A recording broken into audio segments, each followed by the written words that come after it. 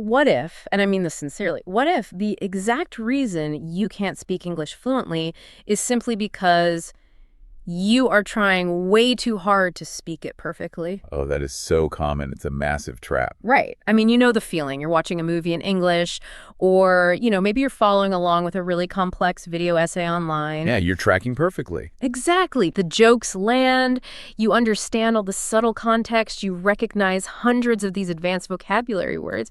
You're sitting there feeling like, well, an absolute linguistic genius. The input is just flowing seamlessly. Because your brain is processing all that auditory information without hitting any cognitive bottlenecks. Right. It's a really validating experience. Yeah. Your receptive language skills, so your ability to understand what's being said to you, they are operating at full capacity. But then you step outside. Oh. Or you log into a live video meeting and someone actually turns to you and asks a completely basic question in English. And boom. Yes. Suddenly, it feels like a circuit breaker just trips in your brain. The entire system completely shuts down. The words are gone. The classic deer in the headlights moment. Total immediate paralysis. It is deeply frustrating. And today's source material brilliantly refers to this phenomenon as the freeze. Which is the perfect name for it, honestly. It really is. It's that agonizing moment where you understand the language, like the vocabulary is locked somewhere in your long-term memory. Right, the data is there. But the second you have to actually generate speech, your mind just goes entirely blank. And worse, you find yourself frantically trying to translate native sentences in your head before you even dare to open your mouth to respond. Because you become trapped in this self-reinforcing loop. When you attempt to translate everything back and forth from your native language in real time, you're essentially demanding your brain to perform double the computational work. Wow, double the work. Yeah, it's just too much. The mental buffer overflows, and the result is silence. You freeze. Okay, let's unpack this. Because today, our mission is to break that exact cycle. Absolutely. We are diving into excerpts from the 30-Day English Fluency Challenge, Day 1, and the goal for you, our listener, is pretty radical.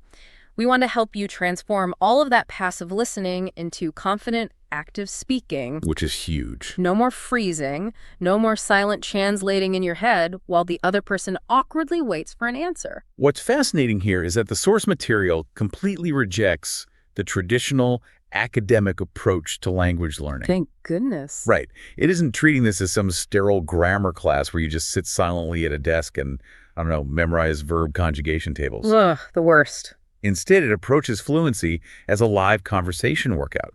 It focuses entirely on habit building and neurological rewiring right from the very first minute. Literally a workout for your mouth and your mind. But, before we get into the specific mechanical techniques and the actual rules of this workout, we have to look at the psychological barrier. The root cause? Exactly, the thing that actually causes the freeze in the first place. The source makes a really compelling argument that before you can fix your tongue, you have to fix your mindset. Yes, the mindset is everything. We are talking about the sheer terror of making mistakes and this absolute obsession with grammatical perfection. Well, think about how we learn a language in a traditional school setting. We are often graded purely on perfection. Right, the dreaded red pen. Yeah, exactly. A red pen circles every single error on a test.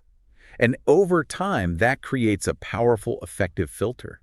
It's this deep emotional and psychological block. So it's basically a defense mechanism. Completely. We develop a neurological defense mechanism where the brain decides it is fundamentally safer to say nothing at all than to speak and risk being incorrect. That makes so much sense. Your brain actually perceives a grammatical mistake as a social threat. So it triggers a mild fight-or-flight response. Wait, a literal fight-or-flight response over grammar? Yes. That is what the freeze actually is. It's an amygdala hijack that temporarily blocks access to the language centers in your frontal lobe. That is wild. But the source hits this head-on with a serious reality check. They point out that even native English speakers slip up constantly. Well, all the time. They use the wrong tense, they stumble over words, they completely lose their train of thought mid-sentence. So the golden rule presented here is that you must never hide from mistakes. Never. If you aren't making mistakes, you just aren't pushing your linguistic boundaries enough. Like, think of it this way. Learning English is honestly just like learning to ride a bike. Oh, that's a great way to look at it. Right. You can sit there and read all the physics books in the world about balance and momentum. That's your passive vocabulary understanding. Yeah. But at the end of the day, you still have to get on the actual bike. And you're probably going to fall a few times, meaning you're going to make mistakes before you can actually ride. That's a perfect analogy. Perfectionism completely paralyzes communication. It really does. So to combat this overthinking trap, the source provides a very specific psychological tool, 4 daily affirmations that you're supposed to say out loud. Yes. And affirmation number 1 is, I am learning English every single day. Okay. Number 2 is, I want to express myself fluently. Number 3, I actively practice listening and speaking. Then the last one. Number 4, which addresses that fight or flight response directly, is, I am completely unafraid of making mistakes. Now, I know looking at those affirmations, it is so easy to dismiss them as just, motivational fluff, just some self-help words you mumble to a bathroom mirror. Right. It sounds a bit cheesy at first glance. But the source insists this is a highly strategic behavioral intervention. Reciting these out loud is a way to deliberately lower that affective filter. From a cognitive behavioral standpoint, stating aloud that you are unafraid of mistakes gives your brain explicit permission to accept the messiness of real-time communication.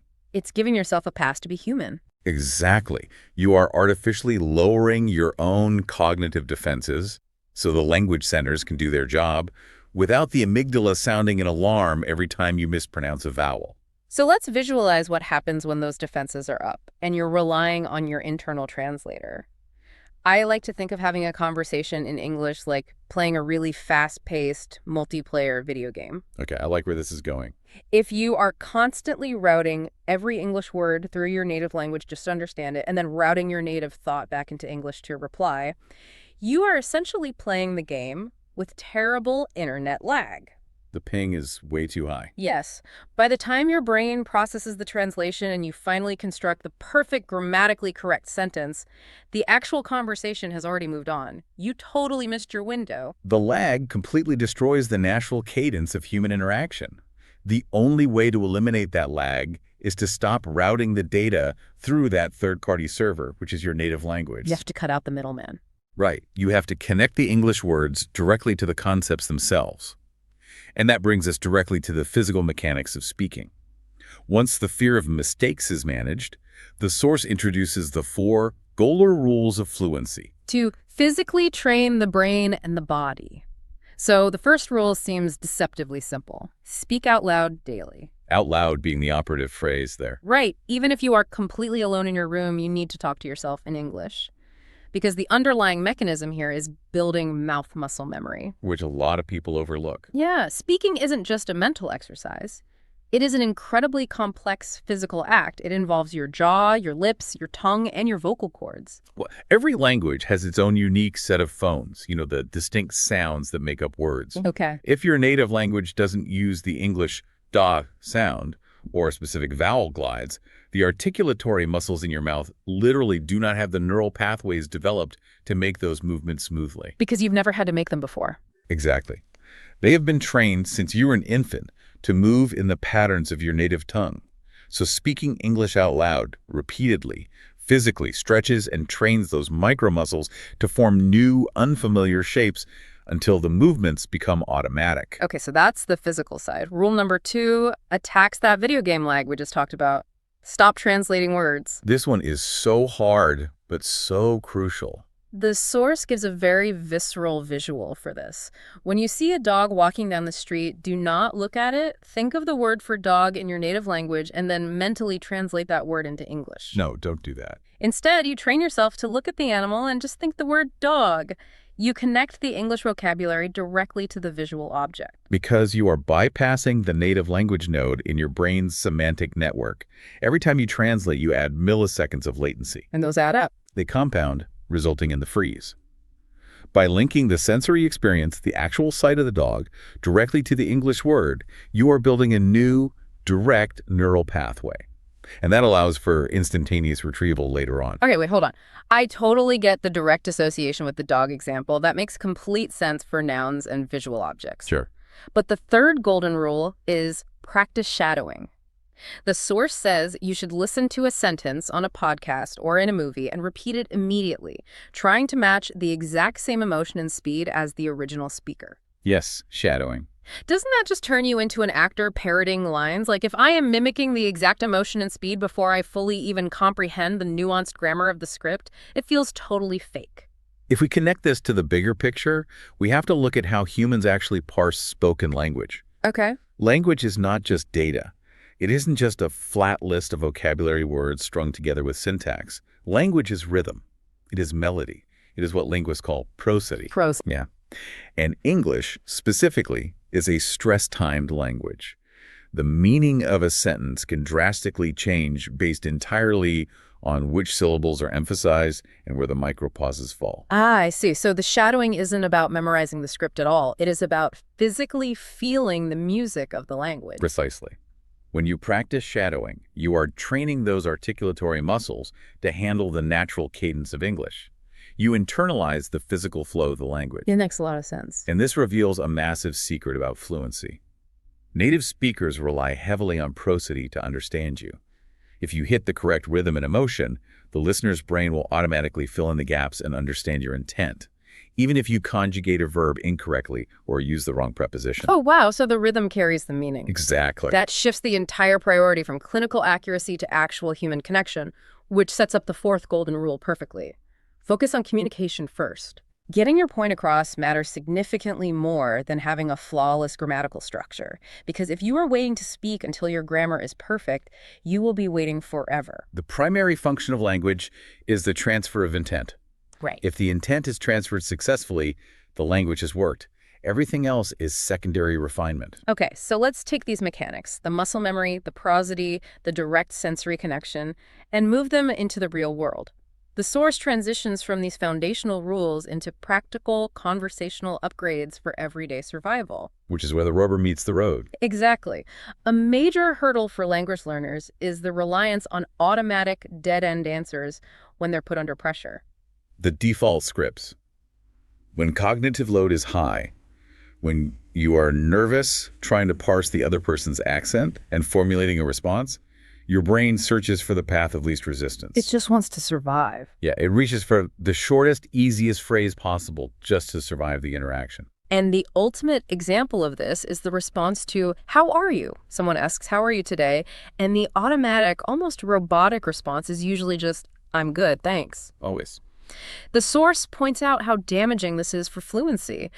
It is polite, sure, but it is a conversational dead end. Instead, they suggest expanding that basic response to something warmer and more proactive like, "I'm doing great, thanks for asking, how are you?" It seems like a minor vocabulary upgrade, but structurally, it serves a massive cognitive function. How so? By adding "how are you" to the end of your response, you're actively shifting the cognitive burden of the conversation back onto the other person. Here's where it gets really interesting. Think of this exchange like a game of tennis, but the ball is the cognitive load. Okay, I like that. When you give a short, dead-end answer like, "I'm good," you are just catching the ball and standing on the court. Now you have to figure out what to say next to keep the interaction alive, which spikes your anxiety and leads straight to the freeze. Right, because now it's all on you. Exactly. Upgrading the script to, "I'm doing great, how are you?" hits the ball back over the net. You are buying your brain crucial seconds of processing time.